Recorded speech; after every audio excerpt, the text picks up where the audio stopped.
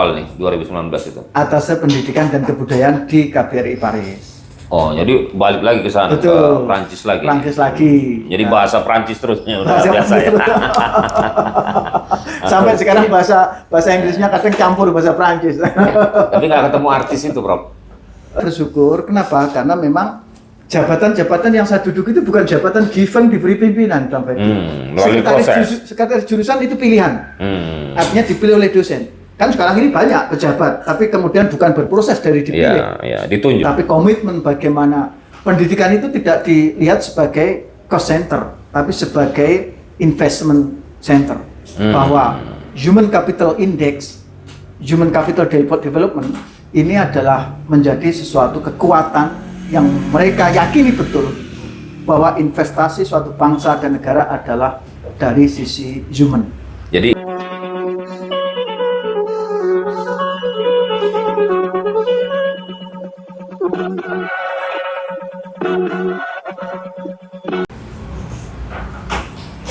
Assalamualaikum warahmatullahi wabarakatuh. Kembali lagi dengan saya Ferdi Gunsandi Gunsanto. Tabi pun.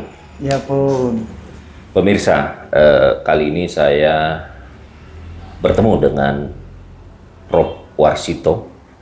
Beliau sudah mendaftarkan diri menjadi bakal calon rektor Unila periode 2027-2031.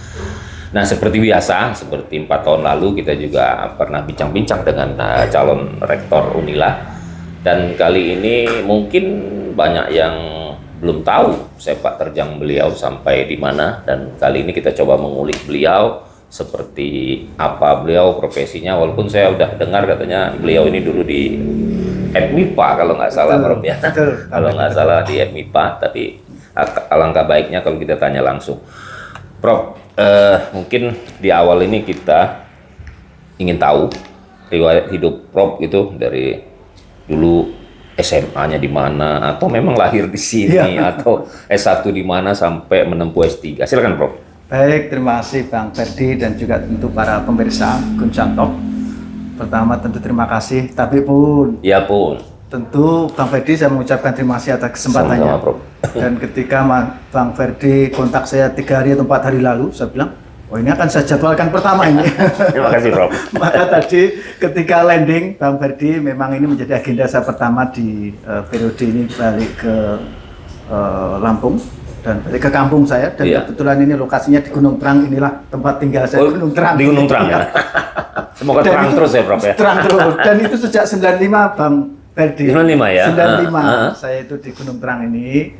Jadi waktu itu di kurang ini, lebih, di ngajar di dosen Unila ya, oke. Jadi kurang lebih 95, berarti sekarang sudah berapa tahun nih Bang Ferdi? 95 ya, 31 ya, betul. Nah. Saya sebagai warga Lampung sudah 31 tahun berKTP Lampung. Dan kebetulan memang betul Bang Ferdi, memang saya sekolah dari madrasah, SMP, SMA. Madrasah semua? Enggak, SMP biasa. Oh, SMP biasa, oke. Madrasah itu min ya? Betul. Dan juga sekaligus sebenarnya juga SD. Saya juga sekolah 2. Oh, 2 sekolah? 2 sekolah. Kalau sekarang nyebutnya apa, boarding school, itulah kira-kira saya. Boarding school tapi era zaman dahulu. Era zaman. Dan itu memang di Jawa Timur, Bang Ferdi. Di salah satu kampung di Jawa Timur, di pelosok Jawa Timur. Kemudian kuliah saya adalah dari Universitas Brawijaya. Brawijaya Malang. Unbraw ya? Universitas Brawijaya, betul. Saya lulus tahun 95. Tahun 95 itu pula saya langsung merantau mendaftar Lampung. dosen ke Lampung.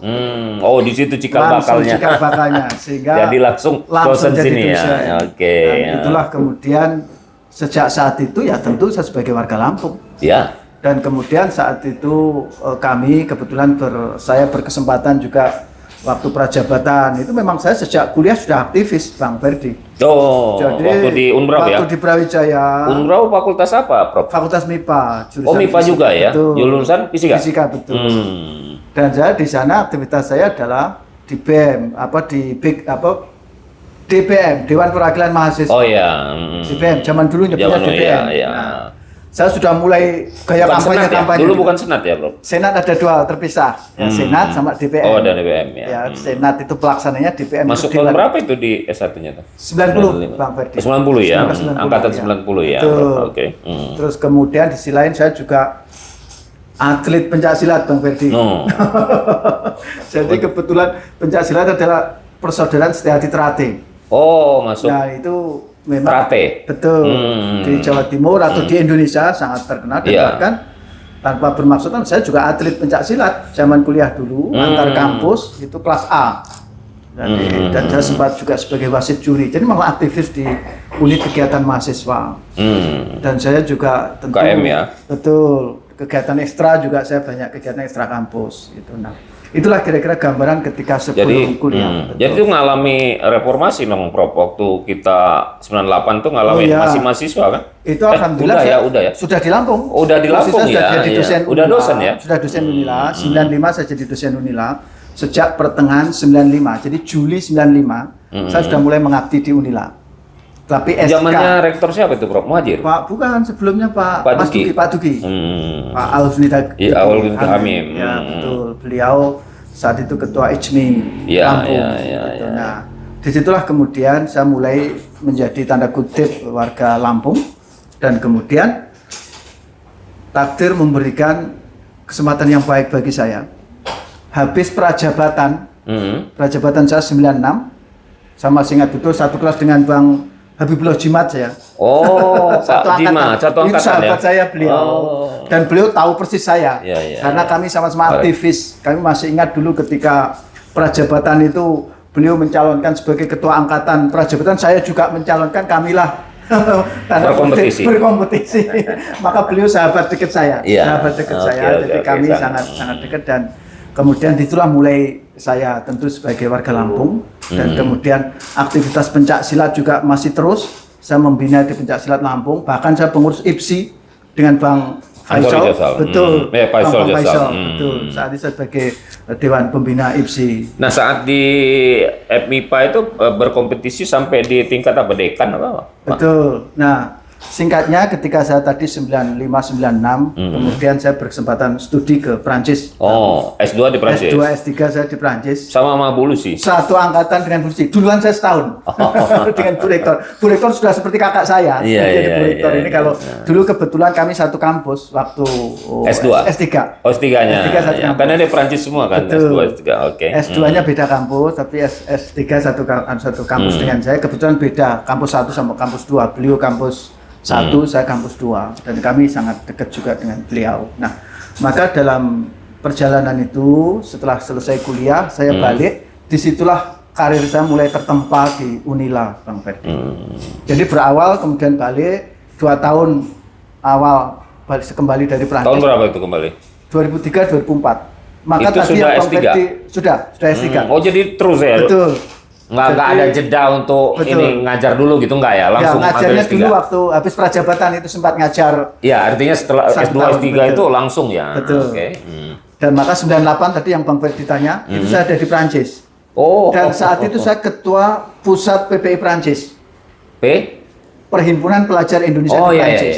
Saya adalah ketua umumnya, ketua pusatnya saat itu. Maka aktivitas saya saat itu ya tentu reformasi. Jadi sudah banyak lah di manajemen ya. Itu saya sudah terbiasa dan kebetulan saya bersyukur selalu bertemu dengan orang-orang baik, kemudian saling support, saling mendukung. Kemudian selesai dari Prancis saya balik ke Unila. 2 tahun. Itu universitas apa, Prof? Di Prancis, Université de Caen. Bahasa Prancis ya. Betul. Ya sama Bulusi lah ya. Betul. Ya, satu kampus. Betul dengan beliau. Nah, kemudian terus balik ke Unila lagi tahun berapa? 2024? 2003-2024 ya, karena masih ngajar lagi? Betul, mulai ngajar. Disitulah awal betul melanjutkan ngajar. Kemudian 2005 saya dapat amanah sebagai sekretaris jurusan. Oh, sekretaris jurusan fisika. Fisika ya, fisika. Ya, betul. Dan kebetulan saat itu saya masih ingat betul, akreditasinya masih C. Oh, masih C ya? Saya lah kemudian tanda kutip diberi PR besar sama kawan-kawan. Wah, ini indikator keberhasilan. Itu kalau C itu apakah dulu ya era saya dulu apa sama dengan terdaftar nggak? Kalau dengan terdaftar diakui disamakan. CBA. Oh, CBA. Masih ya, artinya terdaftar. Itu baru buka prodi. Nah, saat itu bersyukur artinya akreditasi C, kemudian bersama teman-teman tentu satu tim jurusan, kemudian berubah jadi B. Itu ketika juga saya sebagai sekretaris jurusan. Kemudian setelah sekretaris jurusan, saya ketua jurusan Bang Ferdi, ketua jurusan fisika. Dan ketua jurusan fisika inilah saya benar-benar memiliki otonomi bagaimana memajukan jurusan. Tentu saya katakan saya ini maknanya ya dengan tim, dengan seluruh teman-teman dosen, mahasiswa dan juga alumni yang sangat-sangat support. Kemudian kita dapat hibah nasional untuk memajukan jurusan dan seterusnya. Singkatnya bersamaan dengan itu pula saya juga terpilih sebagai anggota senat fakultas, kemudian universitas. Dan saya itu bersyukur Bang Ferdi. Jadi ngalamin di fakultas ngalamin senat, di universitas ngalamin senat. Betul. Dan saya bersyukur, kenapa? Karena memang jabatan-jabatan yang saya duduk itu bukan jabatan given diberi pimpinan, Bang Ferdi. Melalui proses. Sekretaris jurusan itu pilihan. Artinya dipilih oleh dosen. Kan sekarang ini banyak pejabat, tapi kemudian bukan berproses dari dipilih. Iya, ditunjuk. Lah saya sekretaris jurusan zaman itu pilihan. Ketua jurusan pilihan. Wakil dekan 1, pembantu dekan zaman dulu namanya pembantu dekan 1. Itu juga pilihan. Bukan langsung ditunjuk jadi, bukan. Kemudian di MIPA, habis itu pembantu dekan 1. Kemudian saya berkarir di universitas itu sebagai ketua pusat kurikulum, pengembangan kurikulum. Nah, disitulah kami saat itu saya termasuk bersyukur juga level-level nasional itu sudah mulai berinteraksi karena saya mendapatkan hibah-hibah riset yang didanai oleh pusat. Dan itu ada semua dokumen tanda kutip. Itu hibahnya untuk jurusan fisika aja atau untuk hibah? Ada yang universitas? pribadi, ada yang jurusan. Yang jurusan saya itu namanya hibah kompetensi A1. Wah, itu untuk level jurusan-jurusan yang baru tumbuh. Bentuk supportnya apa? Pelatihan, laboran, kemudian pengadaan buku-buku untuk perpustakaan jurusan, kemudian ya sedikit renovasi. Nah itulah saat itu. Untuk nominal saya lupa ya jumlahnya. Kemudian secara pribadi saya juga berkompetisi di hibah nasional, di hibah bersaing, kemudian hibah fundamental, dan itu hampir tiap tahun saya mendapatkan hibah riset. Nah bagi orang MIPA dengan saya sudah nggak asing lagi Bang Ferdi. Kenapa ya? Karena memang saya lahir besar dan berkiprah di MIPA dan bahkan di universitas. Sejak saya jadi pembantu dekan 1, kiprah saya bukan lagi tanda kutip fakultas. Dan zaman itu Bang Ferdi, mohon maaf, lulusan dokter luar negeri belum banyak di zaman saya. Dan saya termasuk dokter, bersyukur ya, saya usia 32 tahun saya dokter. 32 ya, masih sangat muda lah ya. Lulusan Eropa gitu ya. Sehingga saya berkesempatan bersama Bang Habib juga, saya masih ingat itu Bang Habib. Jadi saya Habib mana? Bang Habib Lojimat. Oh, Bu Jimat. Nah, itu kebetulan saat itu Pak Prof Muhajir Effendi, Pak Muhajir Utomo, mohon maaf. Pak Muhajir Effendi itu. Pak Rektor saat itu berkeinginan Unila itu memiliki unit usaha. Maka mendirikan namanya PT Universe.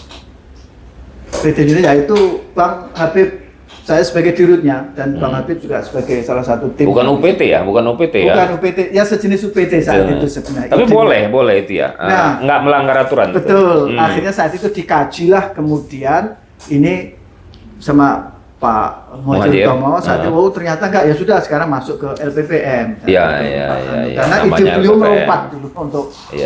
Nah itulah kemudian sejak saat itu saya sudah berkarir di level. Nah sampai di Senat Universitas itu tahun berapa, Prof? Saya ketua Senat itu tahun 2015-2016. Jadi ketua Senat 1 tahun setengah ya. Universitas. Dan itu Bang Ferdi, ketua Senat pertama yang non rektor.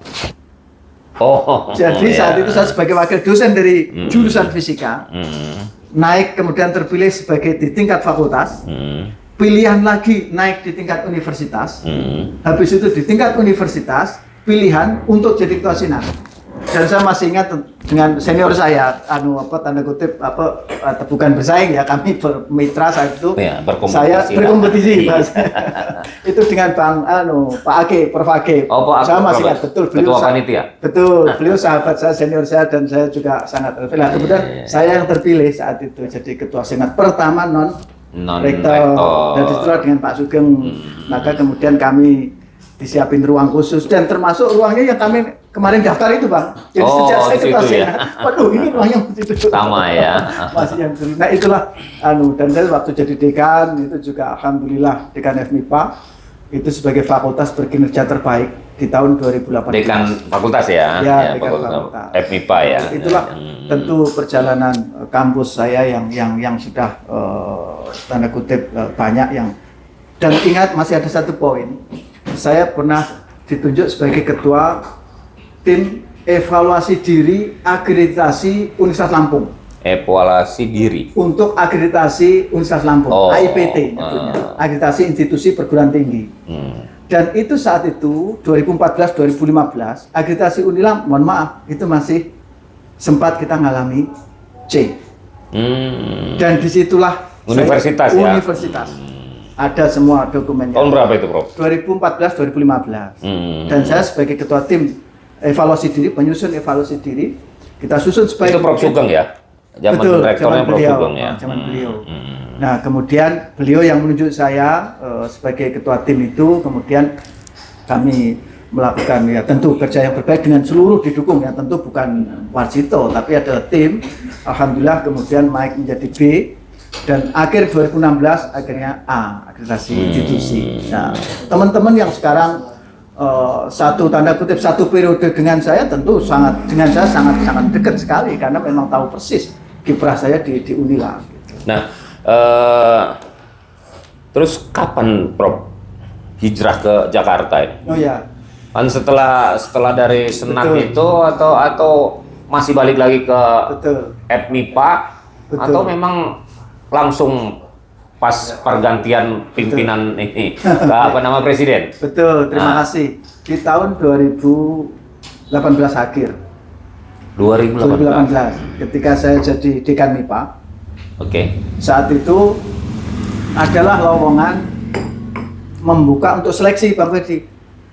Seleksi untuk sebagai atase pendidikan dan kebudayaan Di Kemendikti. di Kemenlu dan Kemendikbud ya, ada dua kementerian karena itu di luar negeri, di KBRI Paris tugasnya.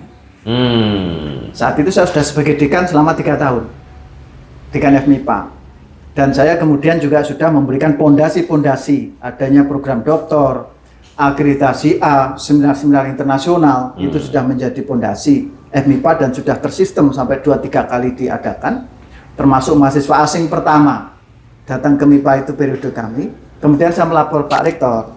Pak Rektor mohon izin apabila diperkenankan. Prof Sugeng nih? Pak Prof Asriadi. Asriadi ya. Oke. Untuk kemudian saya ingin ikut seleksi di Jakarta. Tapi izin Pak Rektor, ini sifatnya masih seleksi, belum tentu berhasil. Beliau dengan sangat antusias karena tahu saya dekan termuda dalam struktur Unila saat itu, dan saya memang karir cepat tanda kutip dalam struktural itu, sehingga di usia saya saat itu termuda, Pak Asriadi melihat itu Pak Rektor. Ya udah kalau ini Prof, kalau ini memang saya beri surat tugas. Akhirnya ikutlah seleksi. Singkatnya saya diterima di Kementerian Pendidikan dan Kebudayaan, Kemendikbud dan Kemenlu karena dua kementerian itu di singkatnya disitulah saya diterima. Kemudian saya lapor lagi, Pak ini saya lolos, mohon. Akhirnya beliau mengeluarkan surat izin saya untuk penugasan di Jakarta. Dari tahun 2019. 19 ya. 19. Itu melalui proses 2018. Betul. Nah, disitulah kemudian saya mulai sebagai apa itu, Prof? Sebagai yang awal nih 2019 itu. Atase Pendidikan dan Kebudayaan di KBRI Paris. Oh, jadi balik lagi ke sana, ke Prancis lagi. Prancis lagi. Jadi bahasa Prancis terusnya udah biasa ya. Sampai sekarang bahasa Inggrisnya kadang campur bahasa Prancis. Tapi nggak ketemu artis itu, Prof? Penyanyi asal Indonesia yang sudah jadi. Oh, dia ketemu Anggun Sasmi. Betul. Ketemu Pak Ferdi. Iya. Pak Ferdi, kami dengan diaspora sangat dekat. Sangat dekat ya dengan diaspora. Sering kumpul ya sama diaspora. Termasuk para pejabat itu sering datang ke Paris. Disitulah saya sudah mulai tanda kutip kiprahnya tidak hanya nasional tapi global. Saya berinteraksi dengan institusi-institusi internasional, kerjasama dengan kampus Prancis. Maaf saya potong. Ya. Kalau melihat kampus-kampus di Prancis kan bukan universitas yang Prof Warsito alami aja.